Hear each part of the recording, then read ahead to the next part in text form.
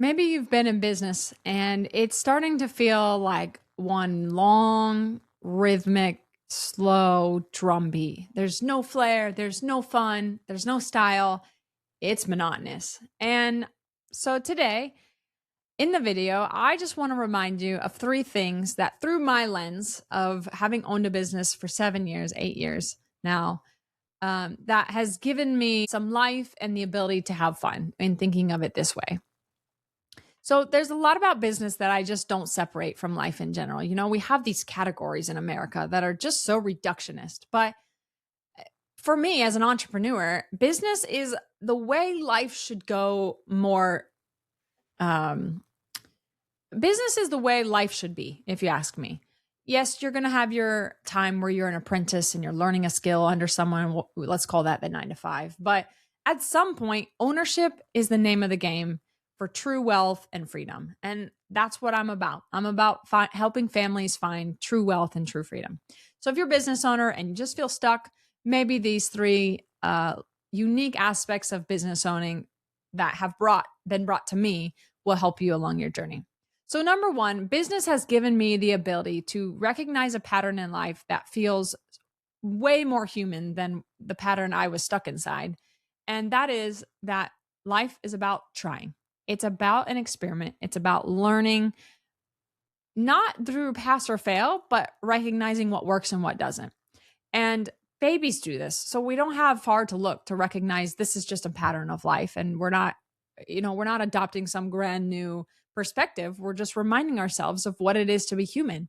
And business offers you this ability. It's a constant testing, experimenting. Does that work? Ooh, that worked this day, but not that day.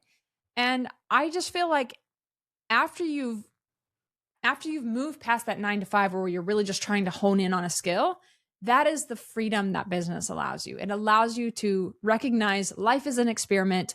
Failing is not a bad thing. It is a part of the process. And it's only simply what you do after you fail that is the real test. It's not, the real test wasn't the experiment you set up. That's exactly and precisely how you learn. When babies come out, it's the name of their game. That is all that they're meant to do. And as long as you've got adults and other people around them to keep the boundaries safe so that there's no sudden death for some baby's experiment, they're learning to use their tongue. They're obviously learning to use their system, and it's becoming less and less of a reflex. They're experimenting constantly.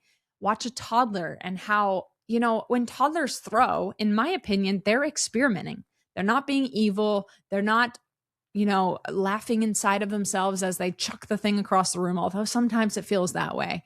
They're experimenting and they're watching your face. They're watching what you do as a result of that.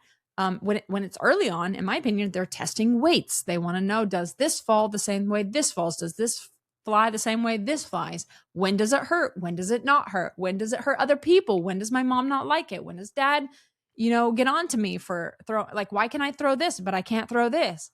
And it's a constant experiment. And in our house, we don't make it, good, bad. We just pass fail, hey, we're not going to do that in our house. We don't throw cars at each other. We have these Hot Wheels and those things go flying all the time with a 1-year-old. And he's still experimenting because inside the house, we throw balls all the time. We've got those, play balls. They come in like a pack of 50. And so they're all over our house. He'll pick those up and chuck one. Nothing happens. No one, even blinks an eye anymore with 2 boys in the house. But when a car comes flying, we direct our attention toward him and we say, we don't throw cars. Those hurt. They're heavy. And so, like I said, it's just a constant experiment when you're young, and that doesn't change when you're an adult. And I think the best way we have an advantage is when you own a business. You get that ability to just experiment and to find what works, especially if you have some sort of local business. So think about it that way. Maybe it'll bring a little bit of life and energy. You're not failing. You're not losing. You haven't lost. Get back in there. You're just seeing what works and what's real. The second thing business has taught me is that creativity is for everyone. I used to just hide behind, well, I'm not creative, or that person is so creative. I'll never be able to do that. And, while there's elements of that's true, it shouldn't be a perspective. What is an artist? Like, what is creativity? It's someone who has the ability to break your frame, to break your perspective on life, to see things in a new way, whether that's rearranging, whether that's a certain amount of colors in a certain place with a certain shade and an angle, and whatever that picture becomes as a result. That is what an artist is and what they're doing. That is creativity to me. And in business, we do that all the time, whether that's a tweak of this process or bringing in this new talent, and it just brings so much life and energy to your team that was missing.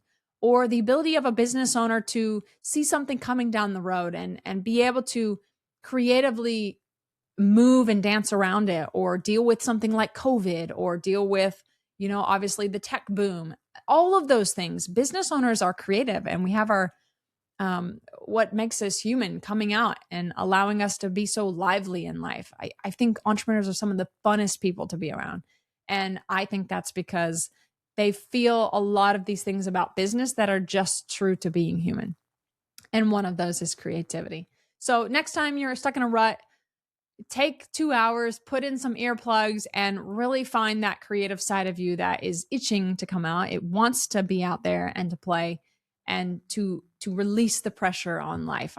I think that's what creativity is. It's the ability to, release whatever pressure has built up here in your perspective and your way of seeing things. And, obviously having things just flow after that. The third one, I sort of hinted at it, but it's the ability to play. I'm going to invite you. You're 18, you're 30, you're 35, you're 60, and you're a business owner. See business owning as playing. Yes, it's more sophisticated. No, you're not jumping in someone else's lap and like screaming at the top of at your lungs for a snack like 1-year-olds and 4-year-olds do. But business is still the ability to play, and play is going inside of a voluntary space and sacrificing and offering parts of yourself in return for the same thing, so that together you are creating a game that's fun, that's together, that brings more value than you would just by yourselves. And that's play. I can't see it any other way. I have had kids, like I said in the video, I have a 1-year-old and a 4-year-old. And the minute their eyes open, I mean, it's almost like a weird programming of sorts. Actually, I think it's vice versa. They've got it good. They're the ones acting most human. And then we become adult, and all of a sudden the day is about this and that, and gotta help this person, and what about this task, and need to go here. And I suggest, first of all, you arrange your life in such a way that you're actually playing and not, just doing this or doing that or cold calling or whatever it may be. But that you arrange your life in such a way that you're playing and you're voluntary, moving through time with other people and creating fun and value as a result. So with that, I hope it gives you an uptick in your beat to the drum of life, whether you've been in the business for 5 years or whether you're just getting going and kind of seeing down the road what this might turn into.